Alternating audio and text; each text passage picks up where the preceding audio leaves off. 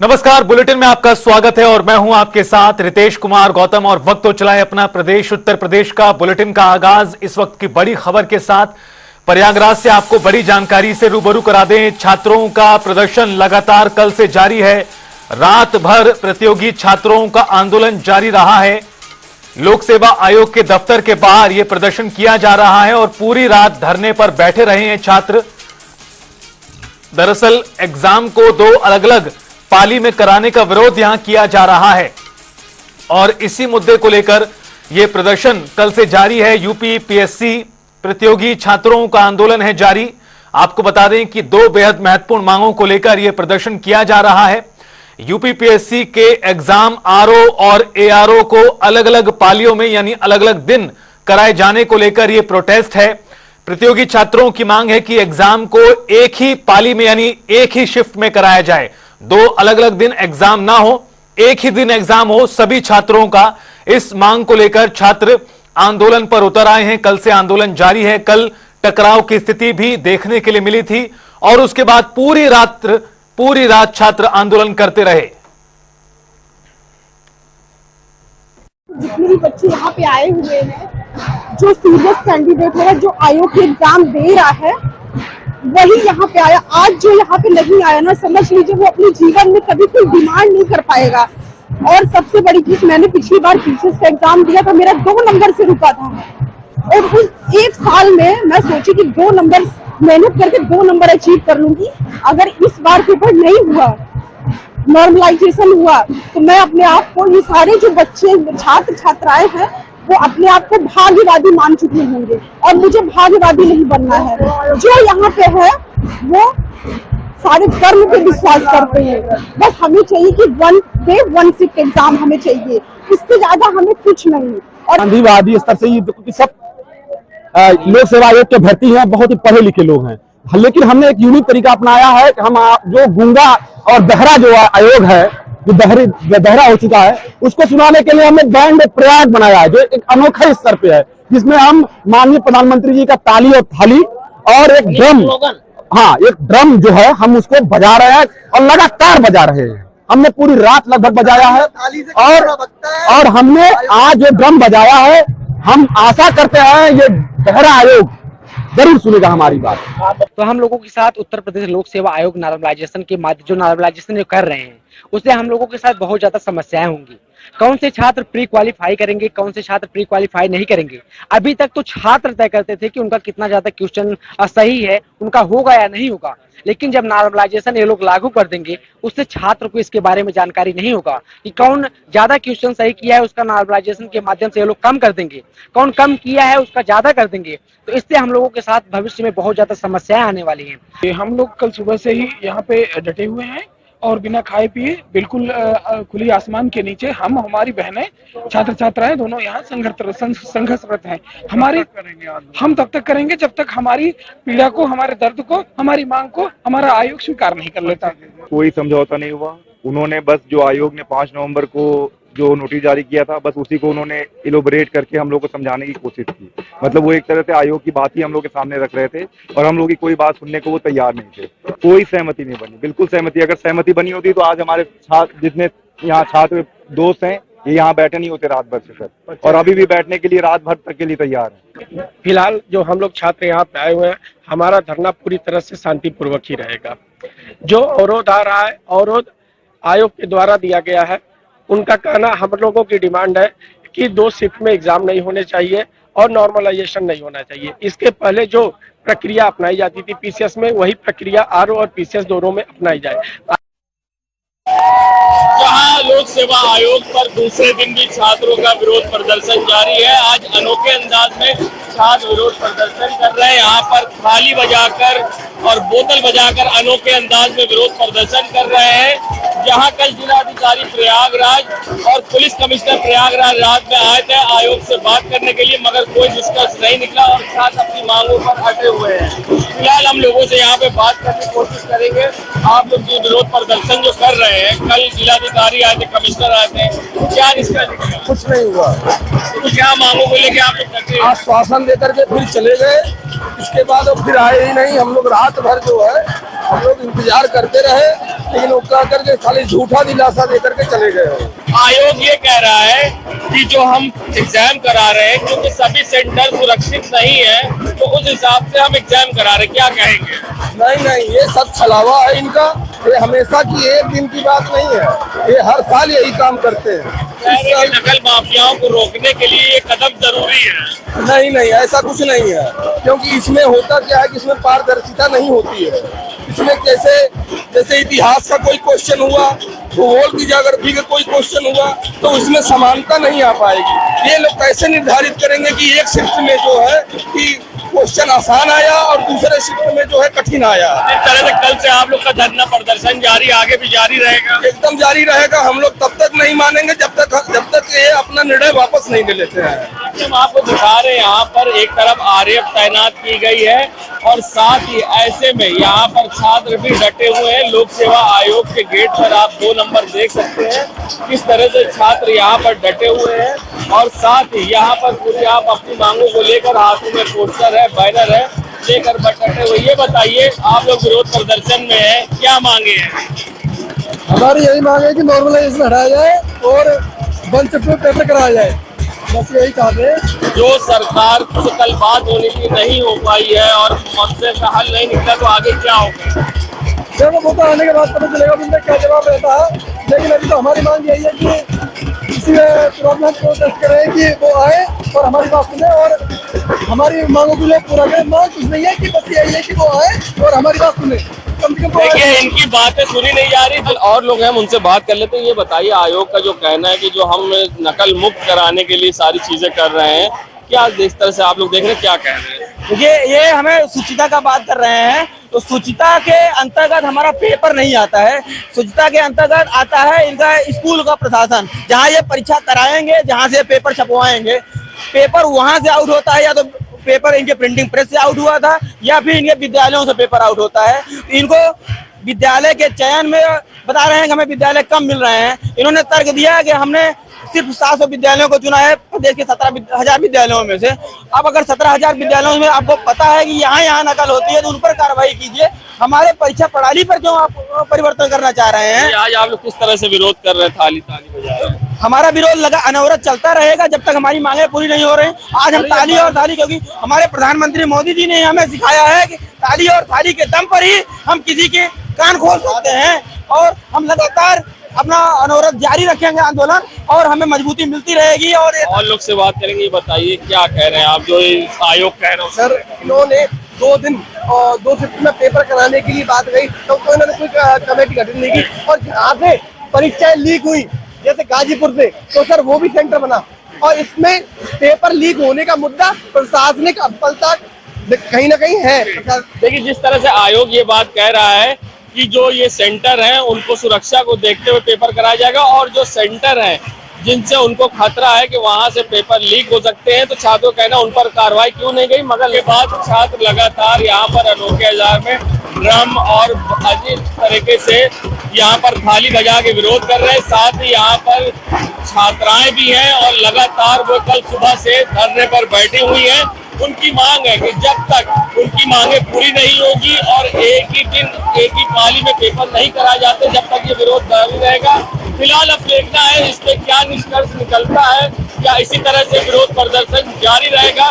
फिलहाल कल सुबह से छात्र यहाँ पर धरने बैठे हैं और पूरी तरह से प्रयागराज लखनऊ मार्ग बाधित है। जनता टीवी के लिए सैयद मोहम्मद आमिर, प्रयागराज।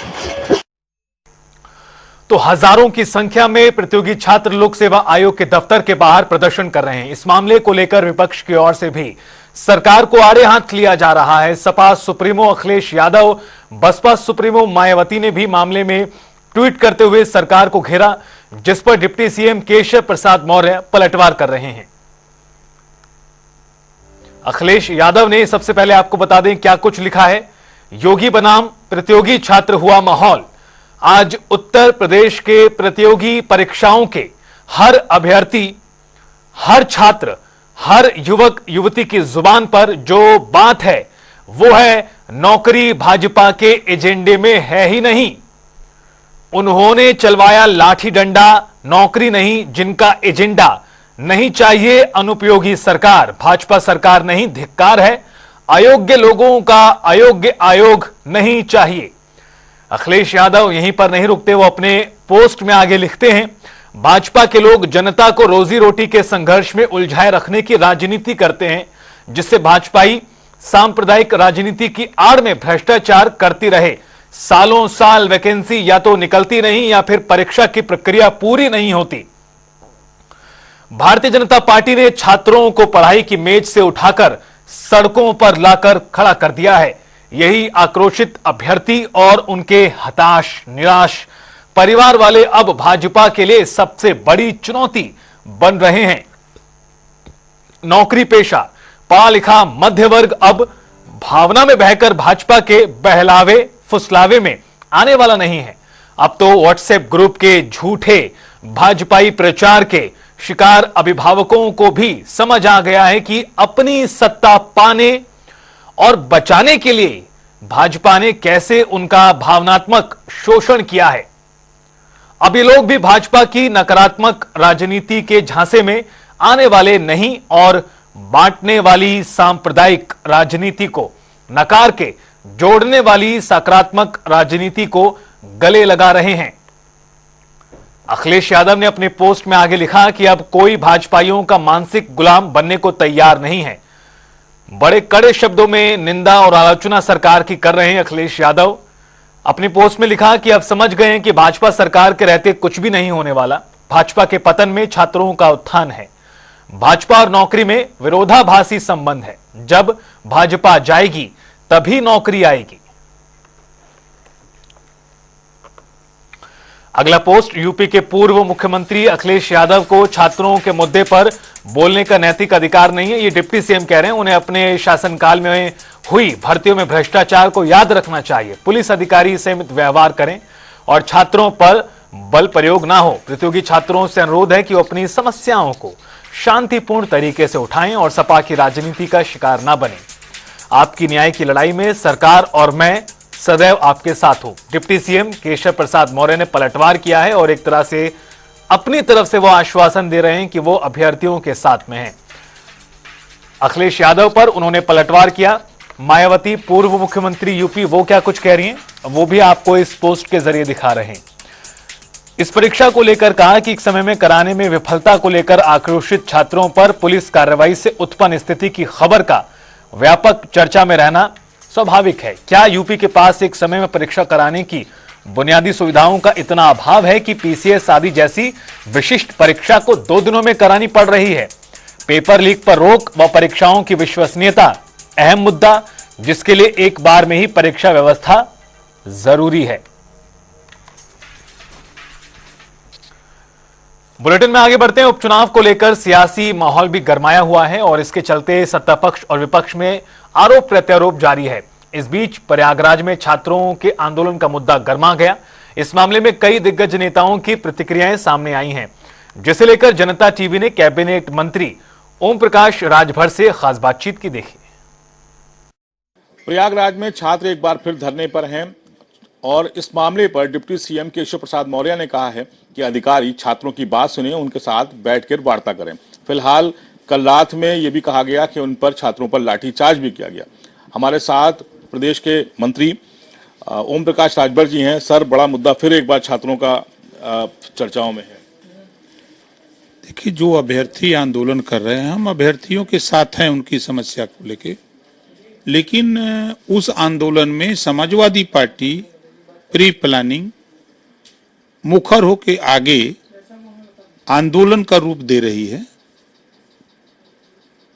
जिला मुख्यालय पर स्थल बना हुआ है अपनी बात वहां इकट्ठा होकर कहने के लिए। बिना परमिशन कर अगर आप सड़क पर जाम करेंगे सड़क, तो पुलिस का काम क्या है? लॉ एंड ऑर्डर को कंट्रोल करना। लेकिन ये समाजवादी पार्टी के लोग जब कोई आंदोलन शुरू होता है तो कट से ही सब अपना सापा वापा लेके आगे पहुंच जाते हैं और उनको उस्का करके और कानून अपने हाथ में लेने का काम करते हैं। जब कानून अपने हाथ में लेते हैं तो फिर पुलिस कार्रवाई करती है तो लोग कहते हैं तो सरकार जो है गलत कर रही है। लेकिन आप कह रहे हैं कि ये सफाई आंदोलन हो चुका है, लेकिन डिप्टी सीएम तो समर्थन में है छात्रों। हम भी तो समर्थन में है छात्रों के, लेकिन जो आंदोलन को उग्र बनाने वाले लोग हैं, प्री प्लानिंग अपना योजना बना के उसमें शामिल होके उन अभ्यर्थियों को गुमराह कर रहे हैं। वो तो गए थे मुख्यालय पर अपनी बात कहने, उनको सड़क पर प्रदर्शन करने के लिए क्यों ले गए? इसके पीछे आप मानते हैं कि सपाई नेता इस आंदोलन को कैप्चर कर चुके हैं? हर आंदोलन में सफाई। 69,000 शिक्षक भर्ती में आंदोलन का अगुआ जो लीडर है वो अभ्यर्थी है। फॉर्च्यूनर कहां से पा गया? 5 स्टार होटल में कहां से रुक रहा है? एक सवाल खड़ा होता है ना। लेकिन 2020 से धरने पर भी हैं। लेकिन 2020 से धरने पर है, अच्छी बात है, लेकिन फॉर्च्यूनर कहां से आ रही है? 5 स्टार होटल में रुकने की व्यवस्था कहां से आ रही है? और वो लोग सपा का साफा और टोपी लगा करके काम कर रहे हैं, ये अच्छी बात नहीं है। हम भी अभ्यर्थी रहे हैं, हम भी आंदोलन में रहे हैं, लेकिन हम लोग सिस्टम से रहे हैं। लेकिन अभ्यर्थियों को धोखा दे करके, उनको धन वसूली करके और किसी पार्टी से धन लेकर के गुमराह करना अच्छा काम नहीं।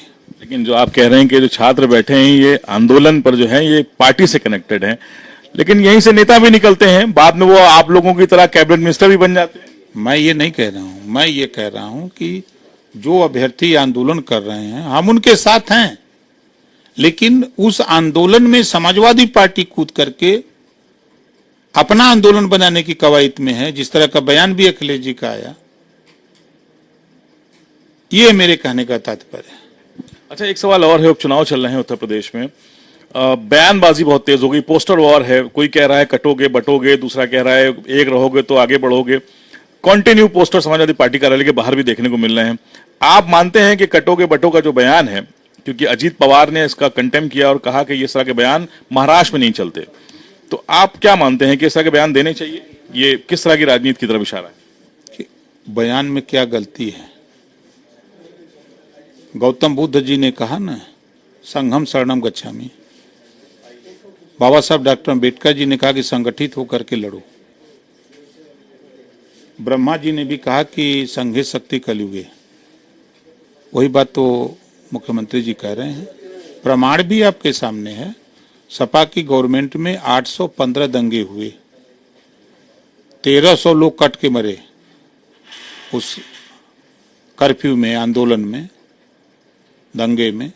1200 दंगे, 600 दंगे हुए बसपा की गवर्नमेंट में, 1200 जन की हानि हुई, और दोनों का रिकॉर्ड कांग्रेस ने तोड़ दिया। तो योगी जी क्या बुरा कह रहे हैं कि संगठित होकर के रहो, एकजुट रहो, आपस में मत लड़ो, तो ये बुरी बात है। सहयोगी दल के अजीत पवार कह रहे हैं कि ऐसा के बयान नहीं देने चाहिए और महाराष्ट्र में ऐसा के बयान काम नहीं करते। अब वो उनका व्यक्तिगत बयान है ना, उनको पढ़ना चाहिए कि जब ब्रह्मा जी ने सतयुग, द्वापर, त्रेता, कलयुग, जब कलयुग में चर्चा आई तो ब्रह्मा जी ने कहा कि संघे शक्ति कलयुगे, मतलब उस समय उन्होंने कहा जब निर्माण हो रहा था कलयुग का। तो उसको पढ़ना चाहिए लोगों को, जो हमारे महापुरुषों ने जो हमारे उपदेश दिया है। लेकिन इसी पर तो सवाल खड़े किए हैं कांग्रेस के राष्ट्रीय अध्यक्ष खड़गे जी ने। कहा है कि ये जो भाषा शैली है ये किसी संत की नहीं हो सकती। भगवा रंग पर भी उन्होंने सवाल खड़े किए। देखिए, आप ये समझ लीजिए कि कांग्रेस पार्टी या समाजवादी पार्टी या बहुजन समाज पार्टी के नेता कभी रोहिणी आयोग पर चर्चा कर रहे हैं? अगर कोई नेता उनका मिल जाए तो उनसे पूछे कि रोहिणी आयोग पर आप लोग क्यों नहीं बोलते हो? सामाजिक न्याय समिति की रिपोर्ट तैयार है, उसको क्यों नहीं उस पर आप बोलते हो? इसका सवाल उनसे करिए। जब देश में वन नेशन वन इलेक्शन की तैयारी हो गई, one nation one ration card की तैयारी हो गई, तो वन नेशन वन एजुकेशन पे क्यों नहीं बोलते? एक आखिरी सवाल है। कल यहाँ पर लखनऊ में देवकी नंदन महाराज थे। उन्होंने कहा है कि सनातन बोर्ड बनाने की मांग करेंगे और धर्म संसद बुलाएंगे वो। तो उनका काम है, अपना करें। सब लोग अपना अपना राग अलाप रहे हैं, हम भी अपना राग अलाप रहे हैं। हम तो राजभर रेजिमेंट की बात करते हैं कि राजभर रेजिमेंट बने, जैसे Sikh regiment, Jat regiment, Rajput regiment बनना है, वैसे ही हर जाति का रेजिमेंट बन जाए चाँप के। तो अगर सनातन बोर्ड बनेगा तो क्या लोग अपनी संपत्तियां दान करेंगे? आप मानते हैं इस बात? अब वो बनेगा तो फिर देखा जाएगा, तो बात की बात है ना, अभी वो अपना विचार कह रहे हैं ना, मांग कर रहे हैं, कह रहे हैं ऐसा होना चाहिए। आप समर्थन में के खिलाफ? हम भी तो मांगे कर रहे हैं कि जब Sikh regiment, Jat regiment, Rajput regiment बन सकता है देश में, तो फिर और जातियों का रेजिमेंट क्यों नहीं? हम तो राजभर रेजिमेंट की बात कर रहे हैं। बहुत शुक्रिया हमसे बात करने के लिए। ओम प्रकाश राजभर जी हैं, कैबिनेट मंत्री हैं, बेबाकी से जवाब देते हैं। फिलहाल जो प्रयागराज में छात्र आंदोलित हैं, इनका कहना है कि ये फिलहाल समाजवादी पार्टी से बैक किए जा रहे हैं, उनको समर्थन है और समाजवादी के नेता ही उस पूरे आंदोलन में शामिल है। कैमरा पर्सन रियाज के साथ तौखीर किदवई, जनता टीवी लखनऊ। इसी के साथ फिलहाल इस बुलेटिन में इतना ही। जनता टीवी पर खबरों का सफर लगातार जारी है।